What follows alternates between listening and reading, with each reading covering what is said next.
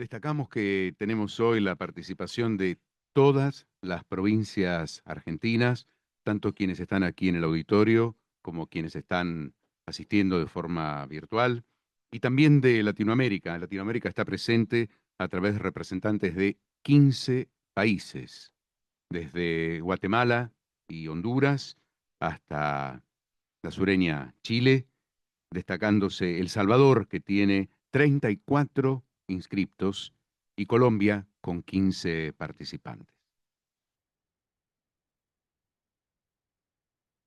El panel número 2 analizará las amenazas actuales y emergentes en el ámbito de la ciberseguridad, identificando su impacto en la seguridad pública, los organismos gubernamentales, los sistemas judiciales y otras instituciones. Será moderado por el secretario académico del Instituto Universitario de Seguridad de la Ciudad de Buenos Aires, Alan Martinezzi, quien presentará a los panelistas. Bienvenidos. Bueno, buenas tardes a todos. Muchas gracias a los organizadores, a la Universidad Gastón Dáchari por esta iniciativa en la cual apoyamos y compartimos a los miembros de la Guardia Civil también.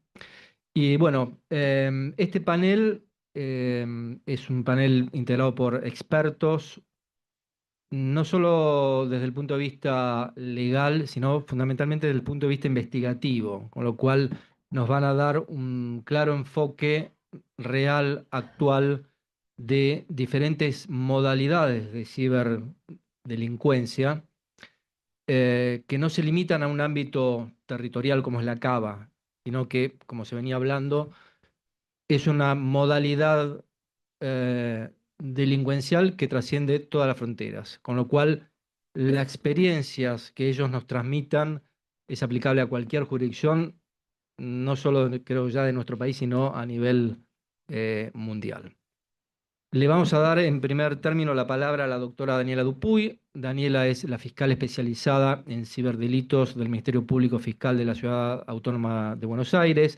También es directora del OSEDIC, el Observatorio de Ciberdelitos de la Universidad Austral, entre otras varias titulaciones y presentaciones que podríamos hacer de Daniela. Así que, Dani, te damos la palabra. Bueno, muchísimas gracias, Martín. Un placer para mí estar aquí con ustedes. Gracias, Gabriel Unrein, también. Estar aquí en esta mesa entre amigos y colegas es realmente un placer. Y compartir con ustedes algunas experiencias, porque tengo demasiado poco tiempo, pero bueno, a tratar de hacerlo lo más rápido posible. Iba a proyectar un PowerPoint, no sé si está aquí. Si no, puedo hablar sin el PowerPoint sin problema. Ahí vamos. Y lo paso de acá. Bien. Bien, contarles que hace 10 años, hace mucho más que soy fiscal, pero hace 10 años me dedico a lo que es cibercrimen. Soy fiscal les podría decir, de la primera fiscalía especializada en cibercrimen, no solamente de Argentina, sino de Latinoamérica. Esto fue en el año 2013 y lo que ocurría en ese entonces no tiene absolutamente nada que ver con lo que hoy ocurre, con lo que hoy nos enfrentamos día a día. En esa época nuestro equipo recibía casos cada tanto. No recibía todos los días ni muchos por día, no, no. Era aislado el recibimiento de casos. No había una cooperación entre los diferentes autores que cometen este tipo de delitos. Y por otro lado, tenía un alcance estas conductas meramente local. Ocurría el hecho, el autor se encontraba en Buenos Aires y la víctima se encontraba en Buenos Aires. Hoy realmente estamos hablando de personas que cometen este tipo de delitos que forman parte de operaciones o organizaciones internacionales complejas de cibercrimen, con lo que implica esto, ¿no?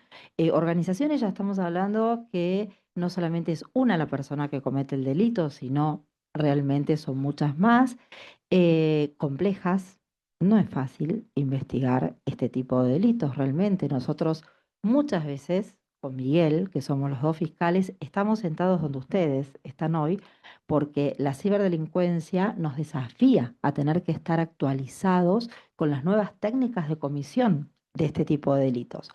Y son organizaciones transnacionales. ¿Por qué? Porque básicamente tenemos los autores diseminados en diferentes países, las víctimas diseminados en otro, y para complejizar aún más el tema, la evidencia digital está alojada en extraña jurisdicción. Facebook, Microsoft, Twitter, TikTok, ellos tienen todos los datos que nosotros necesitamos para comenzar a investigar un caso y para llevarlo a juicio. Bien. Cuando hablamos entonces de transnacionalidad, nos referimos a esto que justamente decía Martín. No nos limitamos ni siquiera a nivel nacional, ¿sí?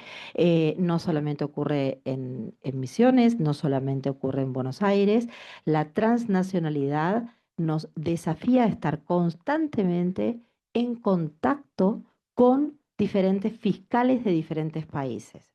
Tanto Miguel como yo trabajamos constantemente e investigamos operaciones internacionales en donde yo no puedo segmentarme y quedarme en un compartimiento estanco que excava. No, constantemente estamos en comunicación no solamente con fiscales nacionales, con quienes coordinamos operaciones que seguramente ustedes habrán escuchado acerca de la explotación sexual infantil, luz de infancia, en donde participamos todas las provincias o casi todas las provincias de nuestro país, sino también organizaciones que alcanza a España, a países de Latinoamérica. Tenemos hoy por hoy, yo tengo dos operaciones con la Policía Nacional y con autores que se encuentran diseminados en diferentes países de Latinoamérica y en Málaga también, y víctimas que se encuentran diseminados en otros países de la región.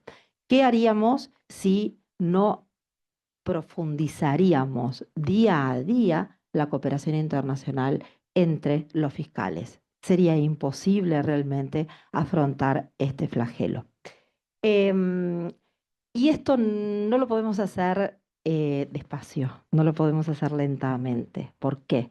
Porque la evidencia digital, a diferencia de la evidencia física, vuela, es volátil, se puede perfectamente con un solo clic hacerla desaparecer. Esto nos desafía a los fiscales, a los investigadores, a tener que lógicamente investigar rápido, pero no solamente eso, además, las empresas internacionales no tienen de por vida los datos de tráfico que nosotros vamos a solicitarles y que ellos no tienen la obligación de darnos. Nos lo dan, como diríamos, de onda, ¿sí?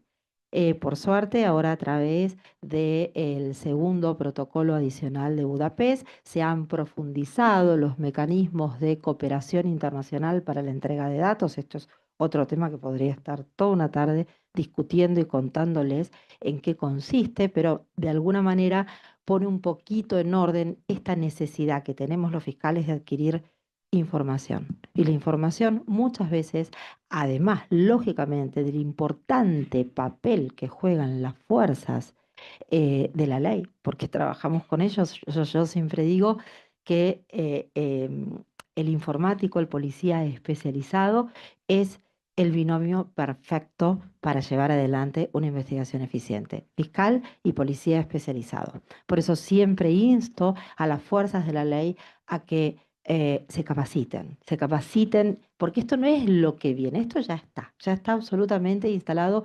Y no hablemos de delitos informáticos. Si para un homicidio vamos a necesitar saber que no es un delito informático, y sin embargo vamos a necesitar saber qué es lo último que buscó en el buscador de Google el sospechoso. ¿Cuál fue la última actividad que tuvo la víctima en las redes sociales? Eso es evidencia digital, eso es fuentes abiertas, Open Source Intelligence. Y no estamos hablando de un delito informático, estamos hablando de un homicidio, por ejemplo, ¿sí? Entonces, investigar rápidamente, y para investigar rápidamente debemos saber cómo se investiga en el ciberespacio. Bien, yo rápidamente contarles entonces qué ¿qué delitos investigamos en el ámbito de la unidad fiscal especializada en ciber? La verdad es que lamentablemente les tengo que decir que la explotación sexual infantil es la vedette de nuestra unidad. La cantidad de casos que nosotros recibimos a nivel internacional desde el National Center for Missing Children, es una ONG que se encuentra en Estados Unidos y que esta ONG, recibe de todas las empresas privadas, Microsoft, Twitter, TikTok, etcétera, todos los reportes que estas empresas localizan e identifican cuando algún cliente de ellos sube, comercializa, difunde, facilita imágenes o videos de abuso sexual de bebés, de niños, niñas o adolescentes con adultos. ¿Qué hace esta ONG? Una mínima investigación detecta que la IP se encuentra en la República Argentina, llega al Ministerio Público Fiscal de la Ciudad Autónoma de Buenos Aires. Y nosotros lo que hacemos es una investigación rápida, pero rápida de verdad, para ponerla a disposición inmediata de cada uno de los focal points de las diferentes provincias. En Misiones trabajamos muchísimos casos de estos, como en cualquier provincia de la República Argentina. Esto claramente, obviamente que las que detectamos que están en la Ciudad Autónoma de Buenos Aires, la investigamos nosotros, un equipo realmente muy profesional en el tema, pero además estos casos, esta es la forma de cómo nos llega a nosotros, pero estos casos también los investigamos a través de las organizaciones y operaciones transnacionales en donde las fuerzas de seguridad ocupan un lugar vital. Yo siempre digo, esto de cara al juicio en un sistema procesal moderno, nosotros no solamente nuestros sistemas nos exige litigar, sino que nos gusta litigar mucho y hace mucho tiempo, los policías especializados son nuestro testigo estrella. Entonces, es tan importante el trabajo que hagan las fuerzas de la ley, realmente en forma coordinada con los fiscales en el marco de un sistema acusatorio, y que eso comience con una estrategia de investigación, persista durante la trazabilidad de toda la investigación, pero dure hasta el juicio. Ese es el momento donde nosotros, que yo considero que somos un equipo personal policial y fiscalías, debemos realmente demostrar al juez o al jurado que trabajamos desde el primer momento en equipo y con una estrategia pensada, ¿sí? Simplemente para que vean la cantidad de casos que se reciben.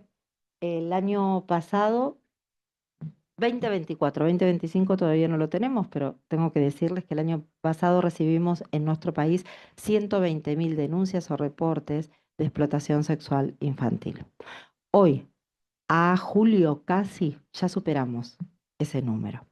Fíjense aquí, si lo logran ver en este cuadro, cómo fue progresando el ingreso desde el 2016 hasta la actualidad. 8.000 en el 2016, 120.000 en el 2024. Aquí es lo que nosotros solemos distribuir a las diferentes provincias de nuestro país. Hacemos siempre un cotejo, nos gustan mucho los números y los datos para saber cuántos casos ingresaron y se subsumieron en cada uno de los elementos o de los verbos del artículo 128. También cotejamos, y esto muta realmente año a año, qué red social se utilizó más para cometer este tipo de delitos. Hace 3 años o 4 era Facebook, luego pasó a Instagram, hoy es TikTok y así va mutando, ¿sí? Me decís si me queda poco tiempo. Vamos bien. Bien. Estas son las redes peer-to-peer que, si quieren, para las preguntas les puedo contar en qué consiste. Entiendo que muchos de ustedes saben cómo funciona, pero de qué manera aquí sí, con la Policía Internacional, llevamos a cabo operativos que nos permite identificar a cantidad de personas que cometen este tipo de delitos distribuidos por todo el mundo, pero por sobre todas las cosas, poder determinar que esas personas, que no son personas, no se imaginen el delincuente común, Estamos hablando de profesionales, estamos hablando de padres de familia, estamos hablando de médicos, estamos hablando de docentes. No siempre es así, pero les podría decir que en un 38% de nuestros casos es así y ellos facilitan, comercian, distribuyen e intercambian imagen y videos, producciones de bebés siendo abusados por adultos, de niños, niñas y adolescentes siendo abusados por adultos. Y de acá,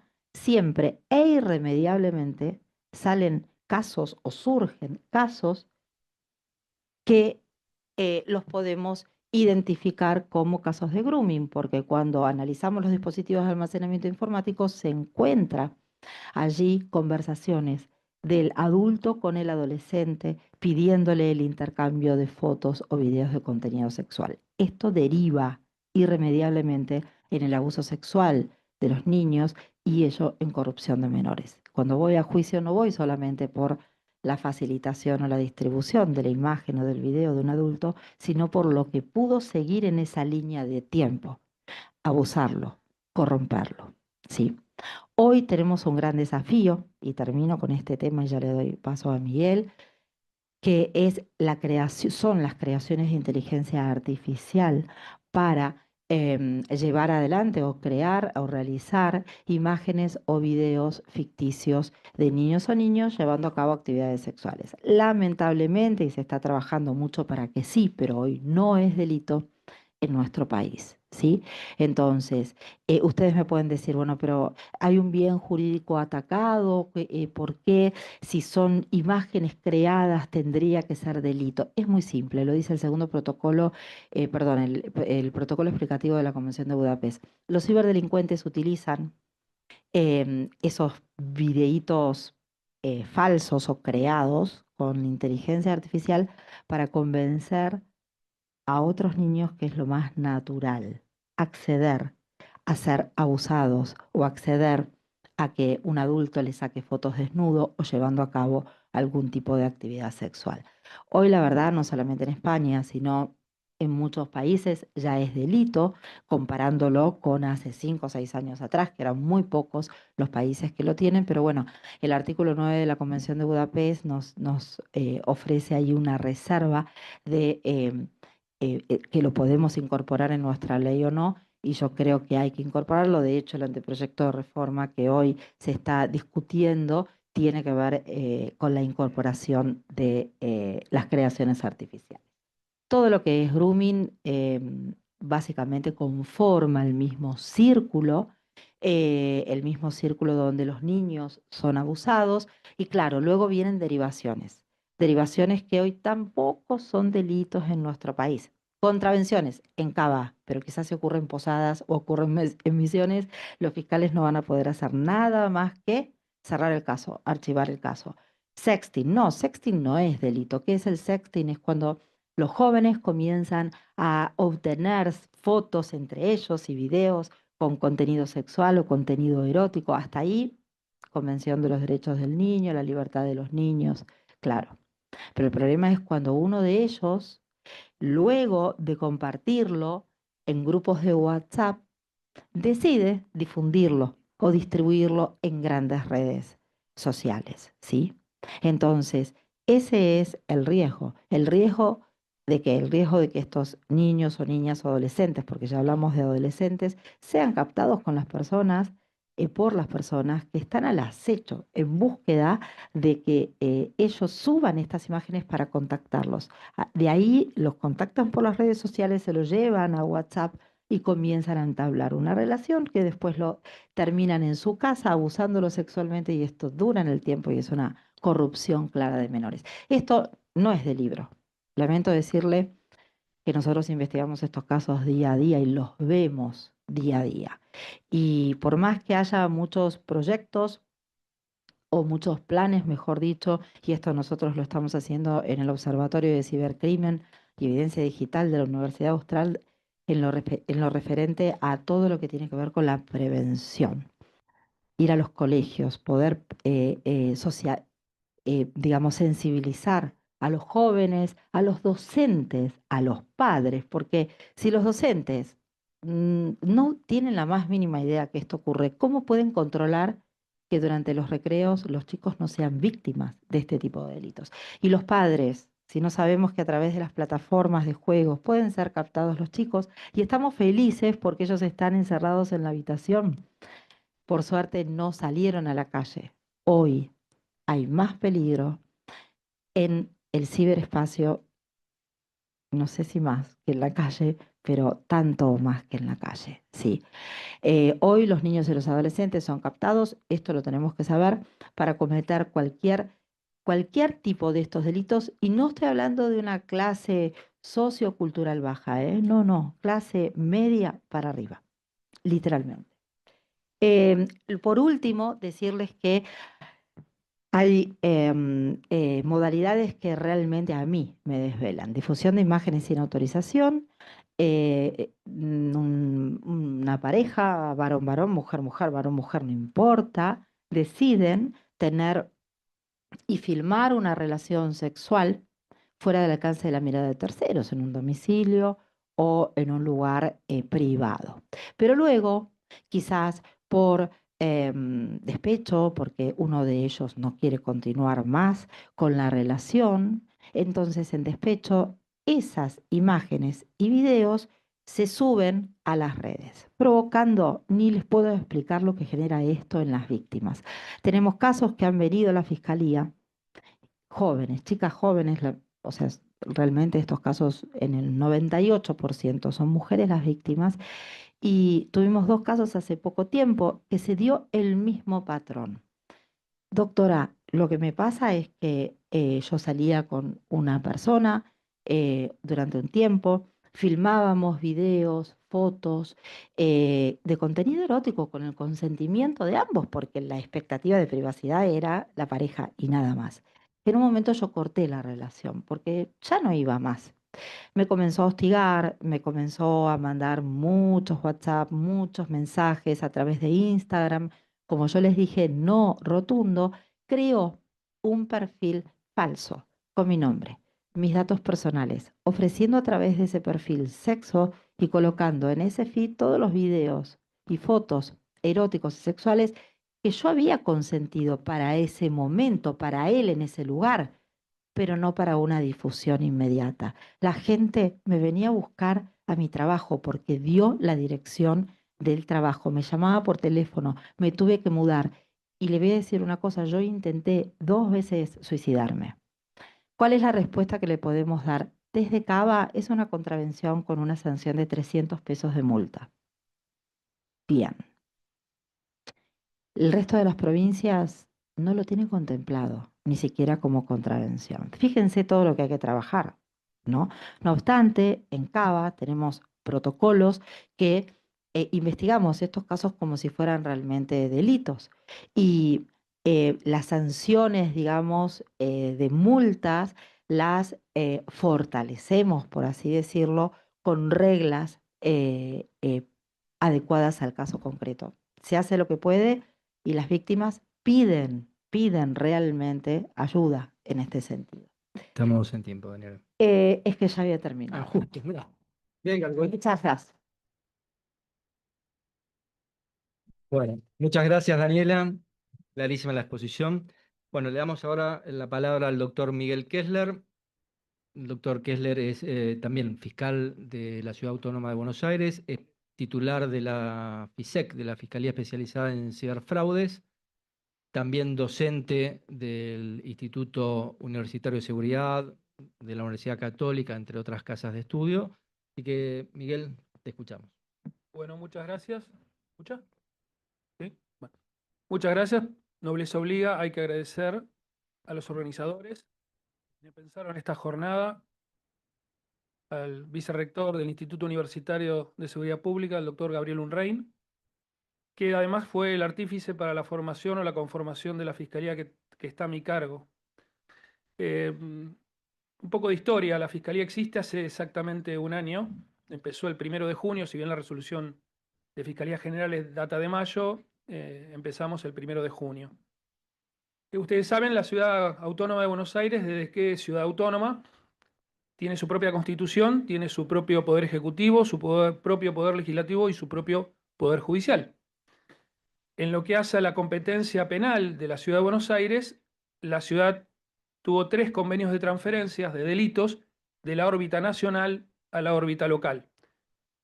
El último convenio de transferencia absorbió los delitos de, en este caso, una modalidad especial de la estafa, que son los delitos previstos y penados en el artículo 173, inciso 15 e inciso 16. Y como dice la filmina, el inciso 15 trata de aquellas defraudaciones en las cuales el autor toma, obviamente sin autorización de la víctima, los datos de su tarjeta, o porque la robó, la hurtó, o porque utilizó los datos, sacándole una simple foto a un plástico, yo puedo hacer muchas macanas, digamos. La otra figura es la de el inciso 16, que es ya más concreta en cuanto a la manipulación de un sistema informático con fines de fraude. Es decir, ingreso a un sistema informático, obviamente sin autorización, tomando las credenciales, hackeando el sistema y obtengo con eso una ganancia. Menciono un punto con relación a la normativa penal, es decir, a los delitos, porque algo dijo Daniela y que me parece muy importante decirlo.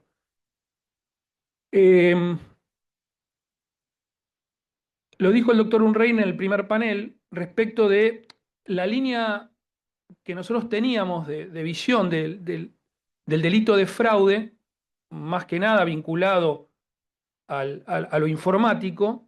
Antes de comenzar a funcionar la FISEC, el delito de fraude era muy importante en cuanto a los fondos de fraude, a la cantidad de dinero, y ahora lo van a ver en alguna de las filminas, cuánto llevamos dinero defraudado en un año de lo que nosotros podemos, que ingresan a nuestro sistema, a nuestra fiscalía. Que tenía que ver con, yo puedo defraudar, tenemos un caso en la fiscalía, por 1.500 millones de pesos y la pena sigue siendo de un mes de prisión como mínimo y 6 años como máximo. Y eso se toma como único hecho. Digo porque acá también hay un llamado a la reforma punitiva, más especialmente a la escala penal, respecto de cuál es la sanción en definitiva. Porque también, y esto no lo digo yo, lo dice la teoría de la pena, es de la prevención general. Es decir, bueno, si cometés este delito, y especial, si vos cometés este delito, te va a tocar esta pena, por tanto, la pena siempre es disuasiva en ese sentido. Entonces, un mes ya cumplió la pena. Entonces, esto es importante destacar. ¿Cuál es la razón última por la cual se crea una especialización en delitos de fraude? Básicamente porque la fenomenología criminológica se especializa. Como dice Daniela, muta, se complejiza. Realmente son personas que se dedican a esto. Tomo palabras de Daniela, tenemos un caso hoy en la Fiscalía de la creación de una página falsa con fines de defraudación hecha por un chico de 15 años. Digo, para la Guardia Nacional tenemos un candidato después para sumarlo a nuestras fuerzas, ¿no? De alguna manera. Bueno, perdón. La conformación de la FISEC nos permite a nosotros sistematizar la información a partir del caso. Esto nos permite obtener datos que nos da cada caso, dejar el juzgamiento o la persecución del caso por caso, sino pasar a una investigación penal inteligente, es decir, qué datos me da cada caso y encontrar datos o señales comunes a cada uno de los casos, es decir, que los agrupen.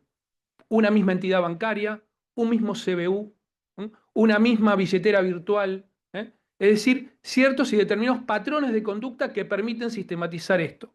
Fíjense, les voy a dar un ejemplo que tiene que ver con algo que pasó en la historia argentina. En el primer mes y medio de existencia de la FISEC, junio del año pasado, el 40% de los ingresos, casi el 50% de los ingresos, correspondían a una entidad bancaria.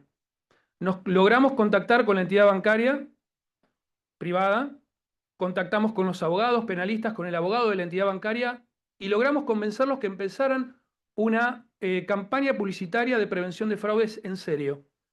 Lo contrataron a Daniel Ardita. Quienes tienen un poco de memoria o peinan canas, recordarán a Daniel Ardita de la década del 90. Daniel Ardita ¿se acuerdan cuando Internet uno ingresaba a través del teléfono, que se conectaba al Internet a través del teléfono? Bueno, Ardita, bueno, por eso cuando uno se pone más viejo recuerda, tiene más anécdotas. Ardita llegó a ingresar a la página del Departamento de Estado de los Estados Unidos. Lo contrató el FBI. Igual Atrápame si puedes, la película de DiCaprio y Tom Hanks. Lo contrataron a Ardita para jugar para los buenos, ¿no? Es decir, esta idea de no te dejes engañar, no caigas en el engaño, en el fraude. Digo como ejemplo, ¿no? Esta idea de la investigación penal inteligente. Obviamente, como dijo Daniela, no hay una sola persona, estos son grupos organizados. Lo dijo también Gabriel, esto trasciende las fronteras. Es decir, yo estoy en mi casa y puedo defraudar en otra provincia. Esto también lo dijo el primer panel. Digamos, este encuentro es el leitmotiv del trabajo colaborativo. Lo dice hoy una frase que está de moda por una serie argentina: solos no nos salvamos. Es decir, esta idea de colaborar, ¿no? Esta idea de trabajar solo no alcanza. Esta idea de colaborar, intercambiar experiencias, información, como dijo Daniela, en contacto con fiscales de todo el país y de otros países también. Es esencial el trabajo colaborativo. Obviamente la investigación corre por dos vías: la vía, digamos, digital y la vía financiera. Y ahí tengo que agregarles un tema. Hoy lo decían, como lo dijo Daniela también, un botón es un instante. Imaginen que ustedes abren el home banking de cada uno de ustedes y lo ven vacío. Es decir, nosotros corremos con la necesidad, digamos, corremos literalmente con la velocidad de la digitalización. Es decir, un minuto es una eternidad. Estamos tratando de estandarizar los pedidos de bloqueos de cuentas para que la plata no se siga moviendo, tratando de disminuir el lapso temporal que existe entre la transferencia, es decir, entre vaciar la caja de ahorro y que ese dinero vaya a otro lugar. 24 horas es muy tarde. 1 hora es muy tarde. 2 horas es tarde. Es decir, esta idea de estar trabajando sobre la urgencia. También esto va atado a, digamos, la plataforma de investigación nuestra nos hace aprender todo el tiempo en esta idea de un aprendizaje constante. El caso es una herramienta de aprendizaje, pero este aprendizaje no es sistemático, no está sistematizado. Es decir, este aprendizaje, y celebro la realización de un posgrado y una maestría en ciberseguridad, porque tiene que ver con eso. Es decir, el resultado, es decir, un protocolo de actuación es en realidad el resultado de la respuesta de la experiencia, pero en la experiencia hay ensayo y error. Lo dice un pedagogo norteamericano que leí hace unos años cuando hice el profesorado superior en la UCA, Donald John, que es reflexionar sobre la acción, reflexionar sobre lo que hacemos. John compara la arquitectura con la abogacía. Los estudiantes de arquitectura durante la carrera hacen una maqueta. Los abogados, ¿qué maqueta hacen? ¿Qué decisiones toman? Esta es una muy buena idea, y lo que hace la Guardia Nacional cuando los expone frente a un problema es tomar una decisión. Es decir, con la información tomo decisiones. No soy un recipiente que es llenado de información pero no toma decisiones. Entonces es importantísimo la idea de sistematizar y titular a personas que se formen en esta especialidad.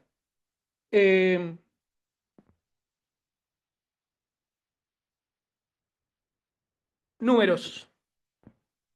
Desde junio del 2024,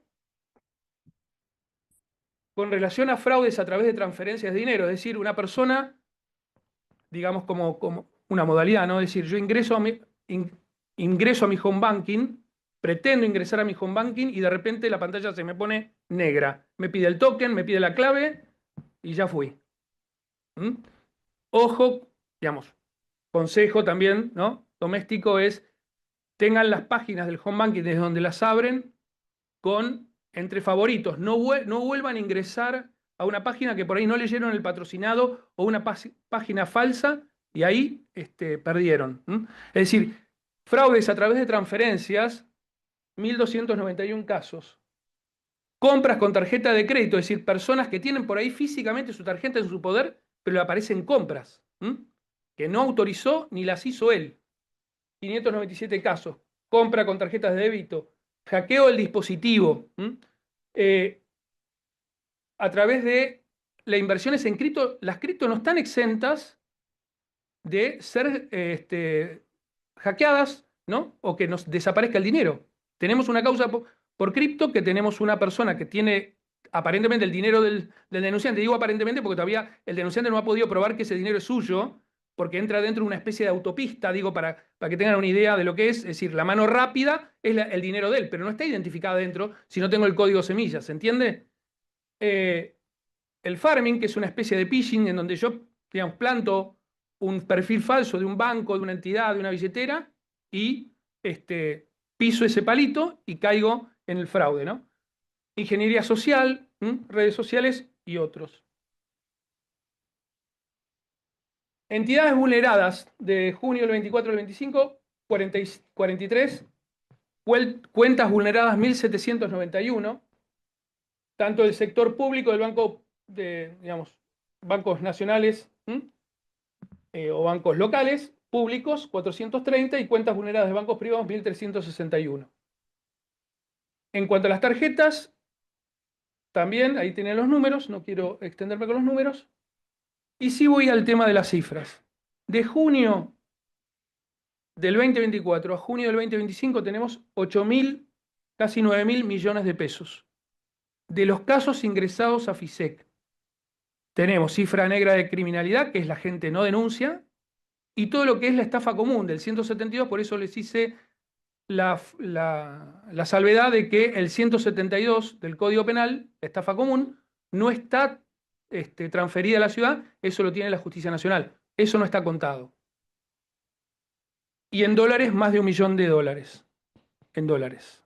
Es decir, estas son las cifras que nosotros tenemos para mostrarles. Finalmente, y antes de terminar mi disertación, sin un trabajo colaborativo esto no se puede hacer. Desde que inició la FISEC, nosotros empezamos una serie de reuniones y firmas de convenios con el Banco Central, que es la autoridad máxima a nivel bancario público de la nación argentina, en el sentido de que baje la normativa a las entidades bancarias para que las entidades bancarias empiecen a revisar un poquito cómo se mueven los clientes. ¿Por qué? Y porque, pongámosle un ejemplo que nos está sucediendo mucho con lo que nosotros denominamos cuentas mulas. La cuenta mula es la cuenta por la cual se traslada el dinero que pasa de una cuenta a la otra, logrando así lo que en lavado de dinero se llama estratificación, que es la imposibilidad de seguir el dinero, de lograr una trazabilidad concreta y llegar hasta el final del caminito de la ruta de la plata. Para que bajen, digamos, para que los bancos tomen mayor conciencia de cuáles son las personas que están abriendo cuentas en los bancos.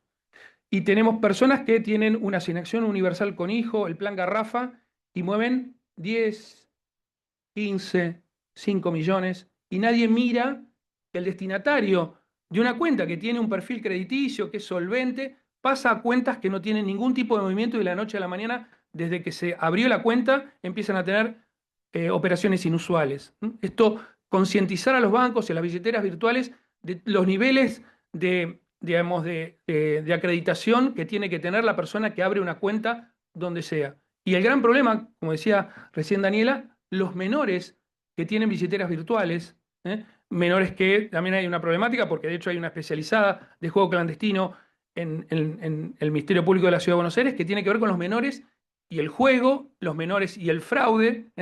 En el caso que les contaba, el menor les compraba cosas a sus compañeritos del colegio, ¿no? Utilizando una página falsa. Así que el problema del fraude es un problema que vino para quedarse, se extendió mucho con la pandemia, porque la virtualidad contribuyó a eso, y la idea es, la idea es contribuir con estos encuentros a que entre todos nos ayudemos para mejorar el resultado, como dijo Gabriel. No lo vamos a poder lograr evitar, pero sí disminuirlo un poco. Muchas gracias. Bueno, muchas gracias, doctor Kessler. Y bueno, le damos la palabra ahora a Julián Reales. Julián es asesor técnico y legal de la Dirección Nacional de Ciberseguridad del Ministerio de Seguridad de la Nación. Bueno, ¿qué tal? Muchas gracias a la organización por la invitación. En particular, es un gran lujo para mí integrar este panel junto a colegas y amigos que conozco hace tantos años, en especial a la doctora Dupuy, que conozco hace ya muchos años, así que es un gran gusto para mí Tantos no, estar acá. fíjense la diferencia. Muchos años. Bueno, bueno, es un gusto, como contaban recién en la presentación, yo soy asesor legal de la Dirección de Ciberdelito del Ministerio de Seguridad. Me especializo, bueno, en cuestiones de ciberseguridad y de cibercrimen. Estoy certificado por la Agencia Española en Protección de Datos Personales como delegado de protección de datos personales. Y también, bueno, hice la maestría en Derecho de la Ciberseguridad y Entorno Digital en la Universidad de León en España. Bueno, y soy abogado. Les quería contar en estos minutos que tenemos un poco cuál es la visión del área en el Ministerio de Seguridad en materia del abordaje de la protección de las ciberamenazas que enfrentan las fuerzas de seguridad y un poco cuál es su impacto en la protección de las infraestructuras críticas del Estado Nacional, ¿no? Que es un poco también uno de los temas del panel. En primer lugar, en el área funciona un programa denominado FORSIC, que es el programa de fortalecimiento en ciberseguridad y investigación del ciberdelito, que tiene diversas acciones o puntos de trabajo. Quizás sus dos lineamientos operativos más importantes son, en primer lugar, el CS5, o Centro de Sinergia Cibernética, de las Fuerzas Federales y de Seguridad. 5 porque justamente están integrados por las 5 fuerzas federales: Gendarmería, Policía Federal, la PCA, Seguridad Aeroportuaria, Prefectura Naval y la reciente incorporación del Servicio Penitenciario Federal, que tiene por fin que la justicia le requiera en investigaciones complejas algún tipo de colaboración e investigación. Entonces se dedica este centro de alguna manera a colaborar en estas investigaciones complejas que señalaban tanto Daniela como Miguel, y que tienen un rol también en análisis de la blockchain, en prevención del delito en entornos cibernéticos, y esta colaboración está integrado por representantes técnicos e investigadores de las 5 fuerzas. En paralelo a esto, también hay otro lineamiento del FORSIC, que es el CECIRT, ¿no? El CECIRT MINSEG, que también es muy importante porque tiene de alguna manera como foco la protección de las infraestructuras, la detección de vulnerabilidades y la gestión, ¿no? El proceso de gestión de vulnerabilidades de las infraestructuras de las 5 fuerzas federales, ¿no? Entonces, de alguna manera, mediante los SOC, ¿no? El Centro de Operaciones de Ciberseguridad, que integran las fuerzas federales y del propio ministerio, se trabaja en este abordaje integral de las ciberamenazas que pueden sufrir las fuerzas, sumado a la gestión, ¿no?, de estas vulnerabilidades. Siempre aclaramos de las fuerzas, porque luego a nivel nacional, en lo que es la planificación estratégica de la ciberseguridad nacional, está el CERT nacional, ¿no?, el Cuerpo de Respuestas a Ciberincidentes a nivel nacional, que actualmente hace 2 meses, sí, o menos, mediados de abril, se traspasaron las competencias a la Secretaría de Inteligencia de Estado. Entonces, también hay un diálogo entre el CECIRT, ¿no?, el Cuerpo de Respuestas a Ciberincidentes del Ministerio, con el CERT nacional. Bien. Esto simplemente para unir un poco el conector. Una de las herramientas que tenemos también en el Ministerio es la línea 134 de cara a la ciudadanía, para que puedan reportar diversos delitos que los afectan y que luego se trabajan conjuntamente con la Dirección de Ciberdelito de la Policía Federal Argentina. Y compartiendo la visión de lo que comentaba tanto Daniela como Miguel, en las estadísticas que nosotros manejamos, que recibimos muchas denuncias directamente de la ciudadanía, el 80% son de ciberfraudes, ¿no? Delitos contra el patrimonio de las personas, el 80%, ¿no? Ya sea que encuadran en el 172 y algunos más específicos en el 173, inciso 16, pero más allá de la calificación final, delitos contra el patrimonio es claramente modalidades defraudatorias el número 1, si se quiere, dejando el resto de margen, el 20% restante, para otras modalidades. Con lo cual, esto también nos interpela a prestar atención a ese tipo de delitos. No quería dejar de mostrar ese gráfico, por más que el tópico de mi charla va a ser más ciberseguridad. ¿Cuáles son un poco una de las preguntas que guiaba o que me pidieron que guíe un poco esta presentación? ¿Cuáles son las ciberamenazas quizás que desde el punto de vista del Estado Nacional, ni siquiera hablando ya a nivel Ministerio de Seguridad, ¿no?, sino a nivel nacional, hay que prestar atención y que hay que de alguna manera trabajar de manera mancomunada. Bueno, el ransomware hoy en día como tipo de malware que cifra la información, exige algún tipo de rescate en algún criptoactivo, sumado al hecho de amenazar con publicar la información en algún tipo de foro de la web profunda, es hoy en día uno de los grandes llamados de atención que realizan los ciberdelincuentes, ¿no? Esta es una amenaza que a la ciberseguridad, tanto en las infraestructuras críticas como no críticas del Estado Nacional, el ransomware hoy sigue siendo una de las amenazas principales. Infraestructuras críticas incluso no públicas, de operadores privados, hospitales, hemos visto un montón de casos de este estilo. A mí a nivel personal una vez por año me hago controles cardiológicos porque entreno CrossFit, bueno, antecedentes familiares cardíacos, etcétera. Siempre me hice la placa, uno de los estudios, además de lo coronario, es una placa, una radiografía de tórax. La hice a los 15 días, voy para ver todo y me dice, justo hubo un ataque de ransomware en la clínica, se perdió el histórico de placas, el histórico, el totalmente histórico. Piden $30.000, el departamento técnico decidió no pagar y tampoco hay manera de recuperar la información, así que te hago de vuelta la orden y hacete la placa de vuelta. Además de que se perdió toda la información, que es lo grave, ¿no? Más allá de que yo me haga la placa de vuelta. Entonces, eso también está pasando, sea el operador público o privado. Entonces, el ransomware es una gran amenaza, sumado también a las APT. Las amenazas persistentes avanzadas, que son ataques sumamente dirigidos, sumamente dirigidos también a identificar amenazas o vulnerabilidades, mejor dicho, de día cero o de zero day, que son vulnerabilidades que por ahí todavía no se conocen y que se buscan explotar, pasar desapercibidos, incluso muchos meses, mucho tiempo, hasta que se activa y se explota esa vulnerabilidad. No sé, por mencionar un caso conocido que no está catalogado como APT porque no fue dirigido, sino más bien masivo, pero el caso WannaCry hace ya muchos años explotó una vulnerabilidad de Zero Day, la vulnerabilidad Eternal Blue. Bueno, era una vulnerabilidad que encima había sido descubierta por la NSA y esa vulnerabilidad y herramienta para explotarla había sido robada a la NSA por un grupo de ciberdelincuentes, ¿no? Un grupo de hackers muy conocidos, ciberdelincuentes mejor dicho. Entonces, es una cuestión también las amenazas persistentes avanzadas a tener en cuenta. Spear phishing, todo el phishing, todo lo que es ataques de phishing, pero dirigidos, ¿no? Donde van dirigidos a un usuario superadministrador, a algún tipo de usuario privilegiado, algún tipo de persona famosa, lo que fuera, famosa a nivel político gubernamental, ¿no? Para de alguna manera tratar de hacer un account takeover o alguna apropiación también de privilegios y lograr un ataque más general. Y después también muchos fallos a nivel implementación de política de seguridad. ¿Y aquí quiero ir con esto? Como ustedes sabrán, en la implementación de una política de seguridad, los usuarios tienen que tener una especie de ciclo de vida. Cuando un usuario es desvinculado, la política de seguridad indica que estos usuarios deben ser desactivados, no eliminados, sino desactivados. Bueno, cuando estos controles de alguna manera fallan o quizás no se terminan de implementar de manera correcta, puede haber cuentas de trabajadores que ya no forman parte de la dependencia que continúen con permisos, ni hablar si son privilegiados, o que haya algún tipo de account takeover en lo que es un usuario activo, pero que tiene debilidad en el método de inicio de sesión. Eso también puede llegar a ser un problema. Entonces es importante también la cuestión de la implementación de las políticas de seguridad en el Estado, también fomentarla y trabajarla. Se suma a esto el robo de datos. El robo de datos, como habrán visto, licencias de conducir, que salió la noticia hace ya año y medio, dos, bueno, diversas vulnerabilidades que van sufriendo y que generan exposiciones de datos y robo de información es también otra gran amenaza.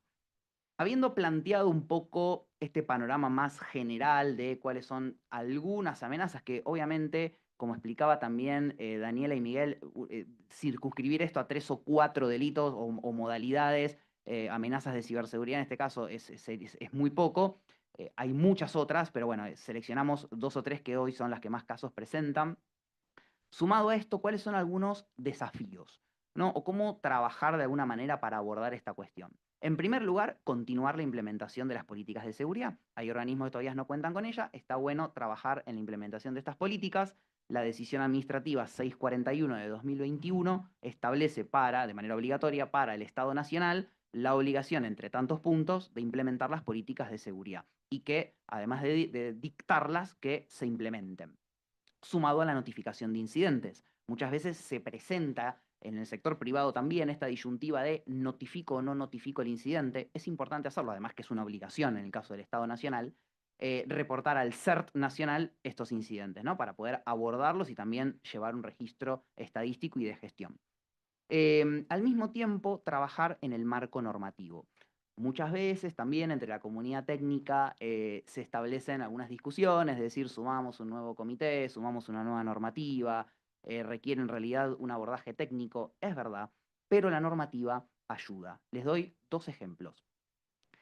Hoy en día, esto es quizás una opinión más a nivel personal, pero la normativa en materia de ciberseguridad está fragmentada. Esto significa que hay algunas decisiones administrativas, rango de decisión administrativa, como les decía, los requisitos mínimos para el sector público nacional, falta normativa para el sector privado, falta normativa para articular la gestión de incidentes entre Estado Nacional y sector privado. Entonces, una normativa, no digo que sea la panacea, pero del estilo Directiva NIS 2 de la Unión Europea, el reglamento, la Directiva 2555 del año 2022, es una directiva que viene a establecer un marco de ciberseguridad, que va a tener que tener en cada país de la Unión Europea una ley de ciberseguridad, donde se establece la función del CERT, la gestión de incidentes, la notificación, la gestión coordinada de vulnerabilidades, bases de datos centralizadas.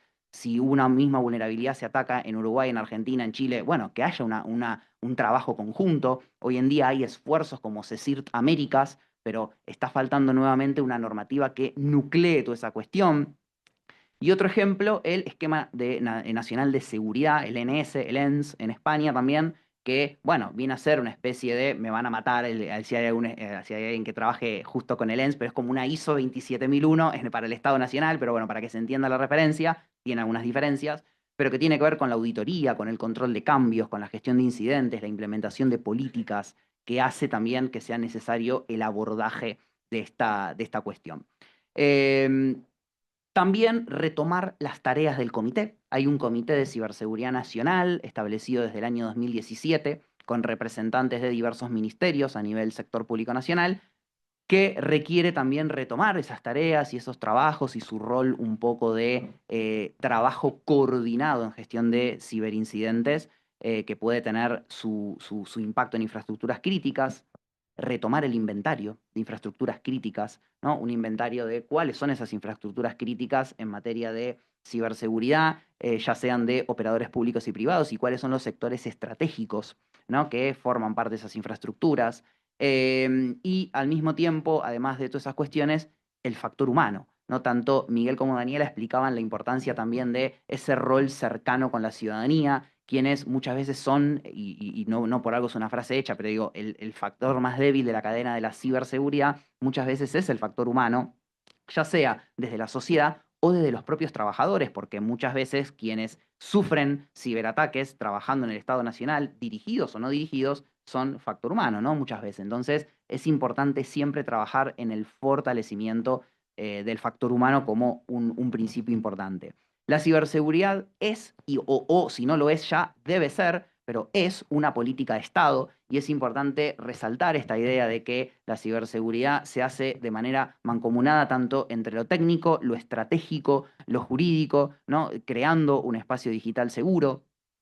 Y no quiero dejar de mencionar también el abordaje mediante la prevención del ciberdelito en entornos cibernéticos de ciertas amenazas que pueden ser dirigidas contra las infraestructuras críticas. Habrán escuchado estos días que algunos grupos de ciber pro-iraníes estuvieron amenazando con atacar el ciberespacio argentino. Estos días fue. Entonces, nada, hay diversas cuestiones que hay que tomarlas en serio y de alguna manera arbitrar los medios para hacer el abordaje necesario. Creo que ya mencioné casi todo sin pasar una sola slide, pero bueno, no pasa nada. También el tema de la soberanía digital y la independencia tecnológica, que era un concepto importante. ¿Qué es esto de la soberanía digital? Poder ejercer una soberanía sobre los datos, ¿no? Una soberanía sobre los datos, qué tipo de tecnología se usa, la dependencia tecnológica. Eso también en ciberseguridad son políticas que se suelen trabajar mucho. Y creo que solamente me está faltando a nivel factor humano y concientización, que es un punto que desde el área trabajamos bastante, La cuestión de, lo repetí 4 veces en la PPT a propósito, doble factor de autenticación, doble factor de autenticación, doble factor de autenticación, porque es hoy en día una de las herramientas más importantes para lo que es la gestión de la ciberseguridad, tanto a nivel población como también a nivel usuarios, y más si son usuarios privilegiados. Em, y por último, comentarles también que desde el área, por ejemplo, se están realizando diversas capacitaciones y cursos. Bueno, el FORSIC es quizás que se hace varias veces al año en distintas regiones para las fuerzas y cuerpos de seguridad federales y provinciales en materia de tratamiento de evidencia digital, marco legal, ciberdelito, también cuestiones de ciberseguridad y algunos aspectos técnicos, sumado al rol del sector privado, ¿no? Como también comentaban Daniela y Miguel, y la cuestión de, también estamos haciendo a través de la excelente plataforma que tiene la Dirección de Formación del Ministerio de Seguridad, un curso para las fuerzas policiales y de seguridad federales y también de las provincias, un curso introductorio en materia de ciberdelito que esta edición tiene más de 1.500 asistentes y la edición pasada también tuvo misma cantidad de asistentes, con lo cual en eso estamos muy contentos. Como colofón, simplemente mencionar de que la ciberseguridad entonces es una cuestión de Estado que debe de alguna manera ser abordada de manera integral, mancomunada y de manera coordinada muchas veces, y lo digo porque yo trabajo en el Estado y conozco un poco esta cuestión de que muchas veces cuesta trabajar de manera mancomunada con otras áreas del Estado, lo compartimentado que muchas veces están las cuestiones, y es importante fomentar esta unión porque es la única manera de mejorar la ciberseguridad. Muchas gracias. Muchas gracias, Julián. Muy clara la exposición. Entiendo que tenemos unos minutos previo al break. Tenemos Hay unos 5 minutos, sí, minutos. para Así que como han sido tan prolijos los expositores en el cumplimiento del tiempo y me han facilitado la tarea, les damos la oportunidad de, si hay preguntas en el auditorio, aprovechar a nuestros expositores. Allá.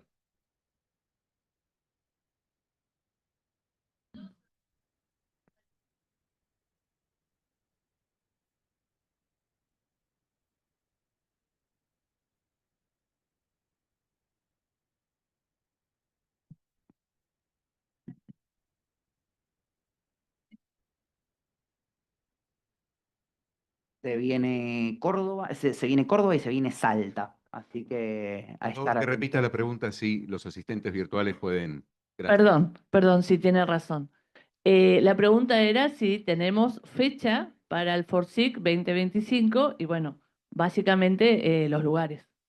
Bueno, se viene ahora en el mes de agosto el FORSIC Salta y estamos pensando también este año hacer uno en Córdoba. Así que nada, eso para que estén atentos y bueno, gracias por las palabras respecto al curso. Espero que te haya gustado.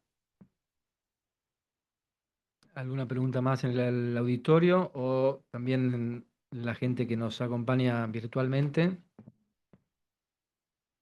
Virtual, sí hay. Sí.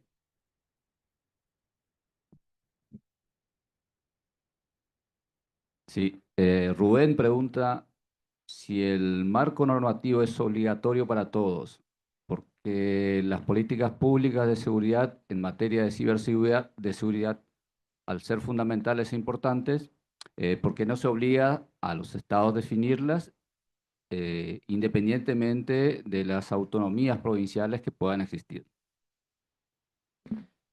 Bueno, ahí es un excelente comentario. Efectivamente, como comentaba, a nivel nacional es obligatorio que los organismos en un plazo determinado establezcan estas políticas y trabajen en su implementación.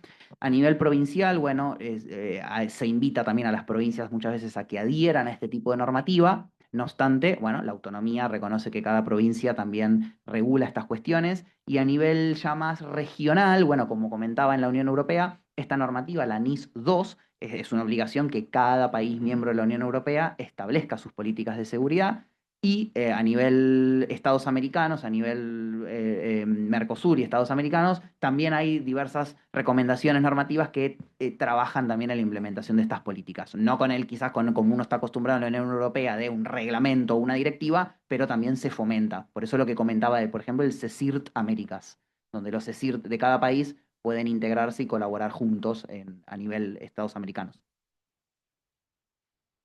Allá hay una pregunta por el medio. Ahí te alcanzan el micrófono.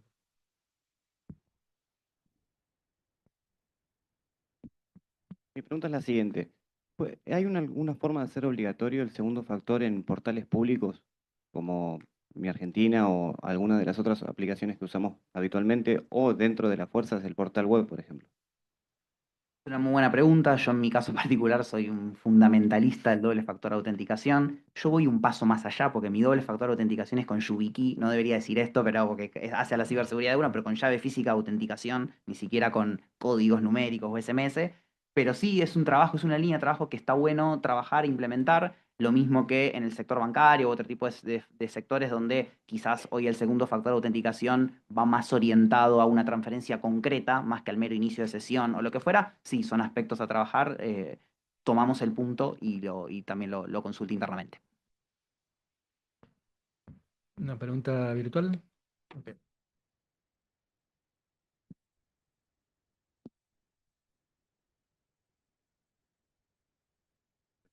Hola, ¿qué tal? Buenas tardes. Mi pregunta es para Miguel.